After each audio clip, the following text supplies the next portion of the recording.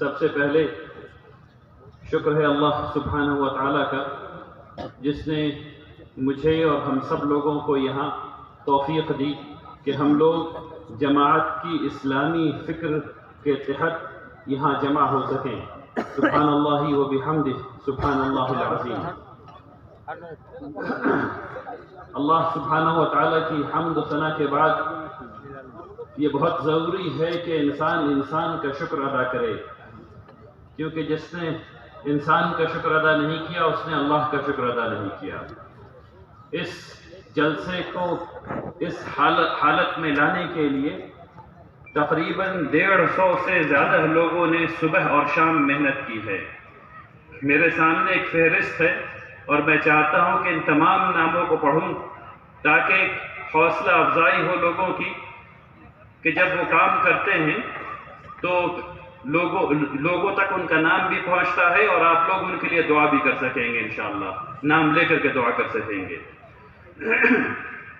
میں بہت شکر گزار ہوں جناب الحاج اکرام الحق صاحب کا، جناب مفتی سہراب ندوی صاحب کا، جناب قاضی محمد عتیق اللہ رحمانی صاحب کا، جناب قاضی عبدالتواب قاسمی صاحب کا، جناب قاضی اسد عثمانی صاحب کا، جناب شہباز محمد کاسو صاحب کا، جناب عندلیب صبا عرف بابی صاحب کا، جناب فضل رحمہ عرف راجہ صاحب کا، جناب امتیاز انیس عرف لڈو صاحب کا، جناب بلال صاحب کا، جناب ایم مجیب صاحب گرلز آئیڈیل اکیڈمی، جناب ماسٹر جعفر رحمانی صاحب کا، جناب مفتی انعام الباری صاحب کا، جناب مولانا آفتاب عالم صاحب کا، جناب اسلم صاحب کا، جناب قاری نیاز احمد صاحب کا، جناب مفتی غفران حیدر صاحب کا، جناب مولانا منصور عالم ندوی صاحب کا، جناب مفتی ہمایوں اقبال ندوی صاحب کا، جناب طارق شہزاد صاحب کا، جناب الحاج مسرف صاحب کا، جناب عاصم انور صاحب کا، جناب مزمل جمال صاحب کا، جناب مسلمان ریاض صاحب کا، جناب تقی محمد صاحب کا، جناب مقصود صاحب کا، جناب امتیاز صاحب کا، جناب پرویز صاحب کا، جناب الحاج عابد الرحمن صاحب کا، جناب عبدالسلام صاحب کا، جناب عبد المنان صاحب کا، جناب پروفیسر ابو اللیث صاحب کا، جناب امجد الحسن صاحب کا، معاف کیجیے جناب امیر الحسن صاحب کا، جناب یونس صاحب کا، جناب مولانا سرفراز صاحب کا، جناب قمر الہدیٰ صاحب کا، آزاد اکیڈمی کے تمام ذمہ داران، اساتذہ کرام اور کارکنان کا، تبلیغی جماعت کے تمام ذمہ داران کا، تمام مبلغین امارت شرعیہ کا، تمام صحافی حضرات کا اور ضلع انتظامیہ پرشاسن کا اور NCC کیڈٹ کے جو لوگ یہاں ہیں ان کا، اور آپ تمام حضرات کا جنہوں نے اس جلسے کو کامیاب بنایا۔ بارک اللہ فیکم جمیعاً۔ اللہ تبارک تعالی آپ تمام حضرات سے آپ کی محنتوں کو قبول فرمائے۔ آمین۔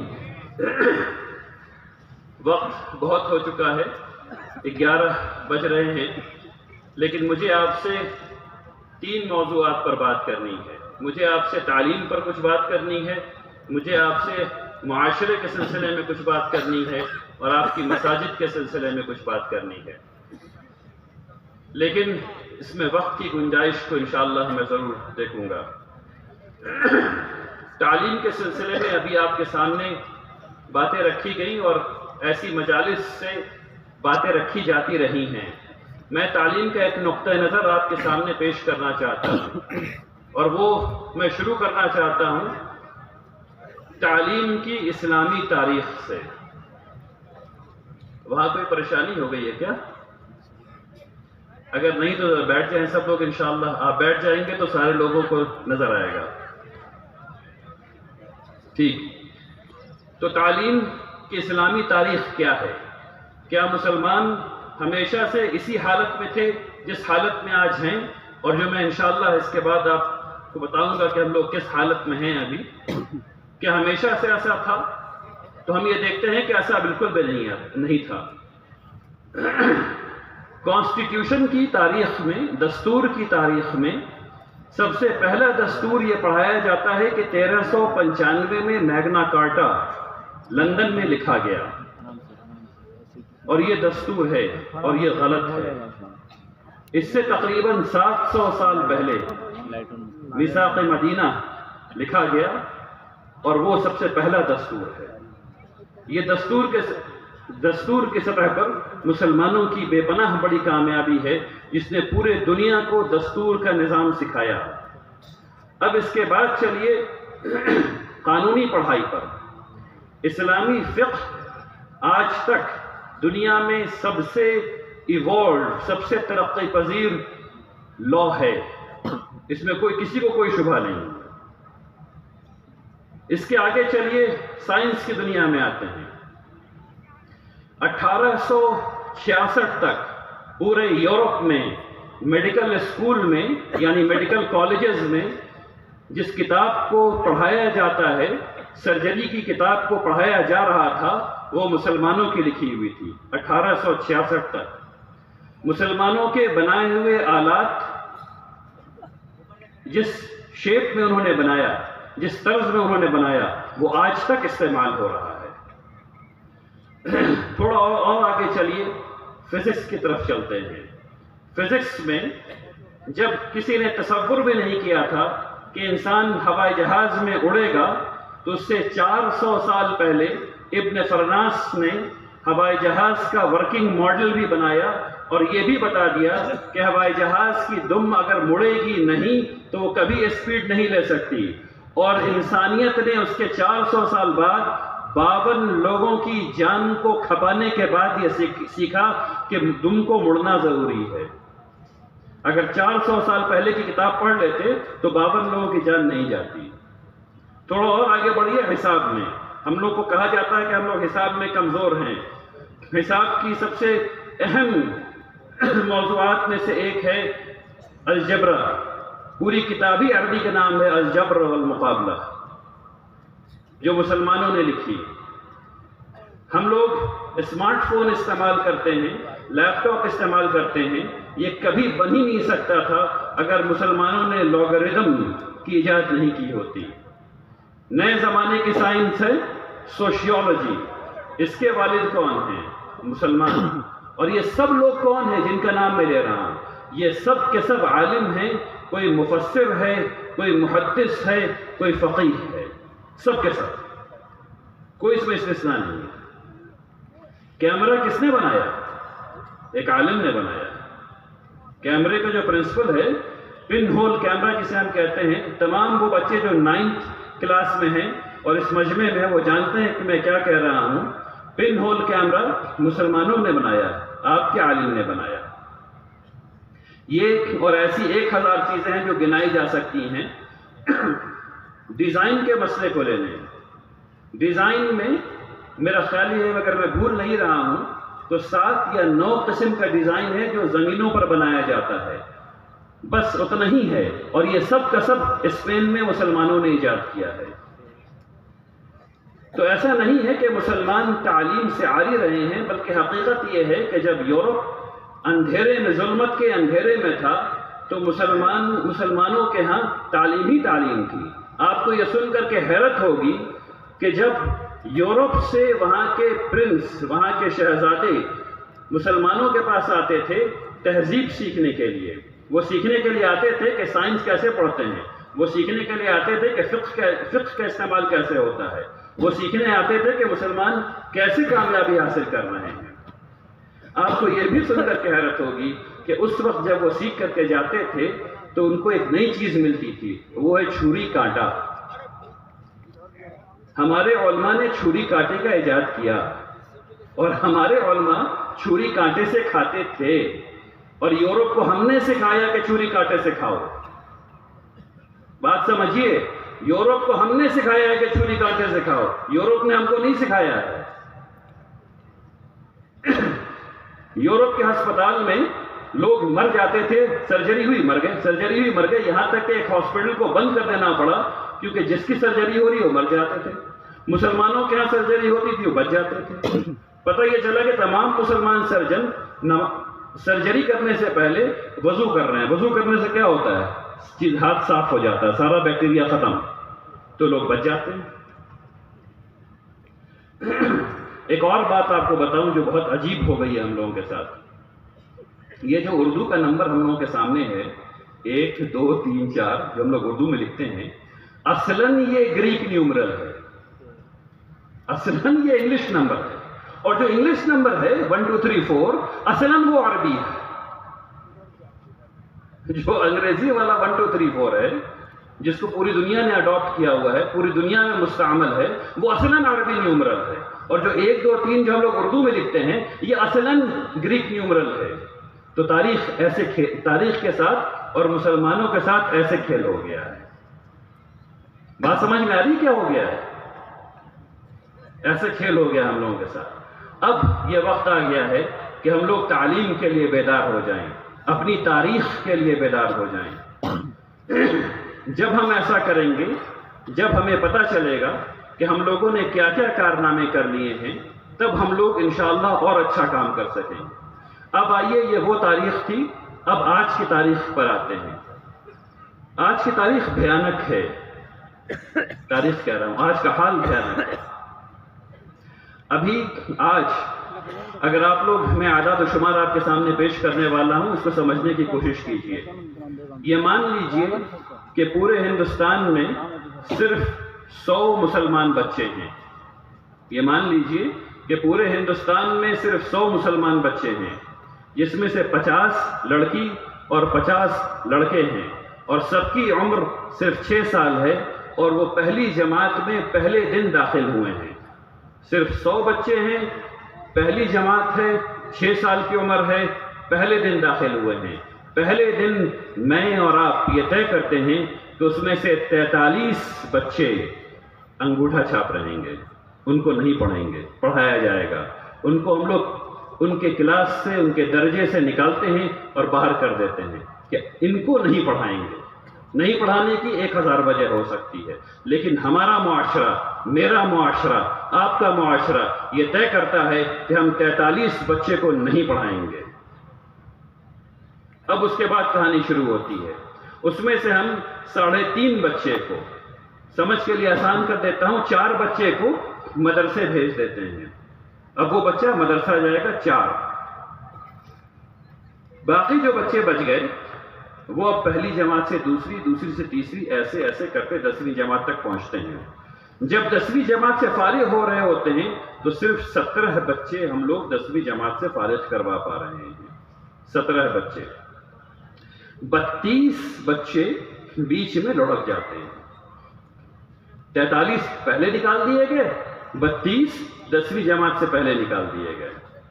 43 پہلے نکال دیے گئے، 32 بیچ میں نکال دیے گئے۔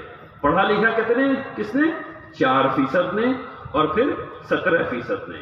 17% 10ویں جماعت پاس کروا پائے ہم لوگ۔ اس کے بعد کیا ہوا؟ جب وہ لوگ بیچلرز لیول پر پہنچے، یعنی بکالوریوس پر پہنچے، bachelors in arts, bachelors commerce, arts, science, engineering, medicine, ان تمام چیزوں کو ملا دیا جائے تو ہم لوگ صرف 4 بچے کو وہاں بیچ پا رہے ہیں اپنے، جس میں 3 لڑکا ہے اور 1 لڑکی۔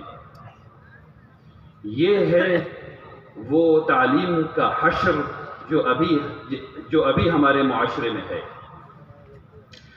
ہم لوگوں کو، مجھے اور آپ کو یہ عہد کرنا ہے ابھی اپنے دلوں میں کہ ہم لوگ ایسا اب نہیں ہونے دیں گے۔ ہر ایک بچے کو پڑھانا ہے۔ آپ کا کوئی بچہ گلی میں نہیں کھیل سکتا، آپ کا کوئی بچہ تعلیم کے اوقات میں اسکول کے باہر نہیں رہ سکتا۔ آپ ماشاءاللہ یہاں ابھی 1.25 لاکھ سے زیادہ لوگ ہیں، مجھے پتہ نہیں کتنے لاکھ، 1.25 لاکھ لوگ سے زیادہ یہاں ہیں۔ اگر آپ اس بات کو صرف 10 لوگوں تک پہنچا دیں کہ بھائی ہم 43 کو نہیں پڑھا رہے، 32 پیچھے چھوٹ جا رہے ہیں، 17 کو صرف پاس کروا پا رہے ہیں، اور 4 ہمارا جا رہا ہے بیچلرز لیول پہ، تو ہمارے بچے IAS IPS IFS بنیں گے کیسے؟ وہ تو اللہ کا شکر کیجئے کہ وہ تو 1.5% 2% جو بن رہا ہے، اللہ کا شکر کیجئے کہ اللہ کے یعنی صرف کرم کی وجہ سے بن رہا ہے، وہ بھی نہیں بننا چاہیے۔ ایک طرف 85% بچے ہیں جو کہ بیچلرز کر کے کمپٹیشن میں ہیں، اور ایک طرف 4، کہاں سے ہوگا؟ سوال ہی پیدا نہیں ہوتا ہے۔ بات سمجھ میں آ رہی ہے؟ تو آپ لوگوں کو ہر ایک آدمی کو 10 آدمی کو یہ اعداد و شمار بتانے ہیں، اور یہ بھی کہنا ہے میرے بارے میں کہ میں نے گزارش کی ہے ہر ایک مسلمان سے کہ یہ دیکھیں کہ اس کی گلی میں کوئی بچہ اسکول کے وقت میں کھیلتا ہوا نہ ہو، مدرسے کے وقت میں کھیلتا ہوا نہ ہو، وہ تعلیم کی جگہ پر ہو انشاءاللہ۔ اب ایک اور فرق کو سمجھیے، اس میں بھی اعداد و شمار ہیں۔ ہندوستان میں 53,000 ہائر ایجوکیشن انسٹیٹیوشنز ہیں، یعنی وہ جگہیں جہاں 12ویں جماعت کے بعد کی تعلیم ہوتی ہے۔ 53,000 ہیں، اس کو سمجھنے کی کوشش کیجئے۔ 53,000، اس میں سے 161 ایسے انسٹیٹیوشنز ہیں، ایسے ادارے ہیں جن کو ہماری حکومت انسٹیٹیوٹس آف نیشنل امپورٹنس کہتی ہے، یا انسٹیٹیوشنز آف نیشنل امپورٹنس کہتی ہے۔ ان 161 ادارے میں تقریباً 1 لاکھ بچے پڑھتے ہیں۔ ان 161 ادارے میں تقریباً 1 لاکھ بچے پڑھتے ہیں، اور ان میں ہمارے تقریباً 1.5% بچے جا پاتے ہیں، یعنی 1500 کے آس پاس۔ اب فرق کو سمجھیے، ایک طرف تقریباً پورے 53,000 انسٹیٹیوشنز ہیں، اور ایک طرف 161 ہے۔ اگر آپ کا بیٹا، اگر آپ کی بیٹی انجینئرنگ کرنے کے لیے ادھر آیا تو اس کی تنخواہ، پہلی تنخواہ 10,000 روپے مہینہ بھی نہیں ملنے والی۔ آپ میں سے بہت سے لوگ ابھی یہاں بیٹھے ہیں جو انجینئر ہیں، جو ادھر سے پڑھ کر کے آئے ہیں، ان کو 10,000 روپے مہینہ بھی نہیں مل رہا۔ اگر ادھر سے آتے، اس 161 سے آتے، تو 10 لاکھ روپے سال سے کم نہیں ملتا۔ فرق سمجھ میں بات آ رہی ہے؟ تو یہ ذمہ داری میری ہے اور آپ کی ہے کہ ہم اپنے بچوں کو تیار کریں کہ وہ ادھر ہوں، ادھر نہیں، ادھر ہونے چاہیے۔ 1 لاکھ سیٹ ہے ادھر۔ آپ سب لوگوں نے ابھی رحمانی 30 کے بارے میں سنا، اس کی کامیابیوں کے بارے میں سنا۔ وہ اتنا کامیاب ادارہ کیوں ہے، کیا وجہ ہے اس کی، اس کا گول کیا ہے؟ رحمانی 30 کا گول یہ ہے کہ ادھر بچوں کو بھیجا جائے، فقط ادھر کی کوئی پرواہ نہیں، صرف ادھر بھیجنا ہے۔ آپ لوگوں کی ضرورت ہے، میری ضرورت ہے کہ ہم لوگ اپنے بچوں کو ادھر کے لیے تیار کریں۔ ادھر کے لیے تیار کرنے کے لیے کیا کرنا ہوگا، اس کو سمجھیے۔ ہم لوگ اپنے بچوں کے ساتھ ایک بہت بیہودہ مذاق کرتے ہیں، اور یہ میں بہت سیریسلی اور سنجیدگی سے یہ بات کہہ رہا ہوں، اس کو سمجھیے۔ ہم لوگ اپنے طلبہ کے ساتھ بہت بیہودہ مذاق کرتے ہیں، اور وہ یہ کرتے ہیں کہ ہم لوگ اپنے بچوں سے یہ کہتے ہیں کہ 35% نمبر لے کر کے آئے ہو، تم کو پاس کر دیا، اب تم پہلی جماعت سے دوسری جماعت میں چلے گئے۔ 35% نمبر لے کے آئے ہو، 40% نمبر لے کر کے آئے ہو، تم کو پاس کر دیا، تم پہلی جماعت سے دوسری جماعت میں چلے گئے۔ 40% نمبر لانے کا اصل مطلب کیا ہے؟ 40% نمبر لانے کا اصل مطلب ہے کہ 60% نہیں آتا ہے۔ بات کو سمجھیے، 40% نمبر لانے کا مطلب ہے کہ 60% نہیں آتا ہے۔ اب 60% نہیں آتا ہے اور آپ نے بچے کو آگے بڑھا دیا۔ اب یہ بچہ پہلی جماعت سے دوسری جماعت میں گیا ہے۔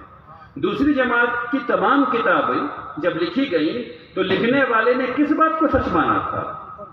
لکھنے والے نے اس بات کو سچ مانا تھا کہ پہلی جماعت میں سے پہلی جماعت کا وہ بچہ جو دوسری جماعت میں آ رہا ہے، وہ پہلی جماعت کے تمام مواد پر قادر ہے، اس کو ہر بات سمجھ میں آ گئی ہے۔ لیکن کیا سمجھ میں آئی؟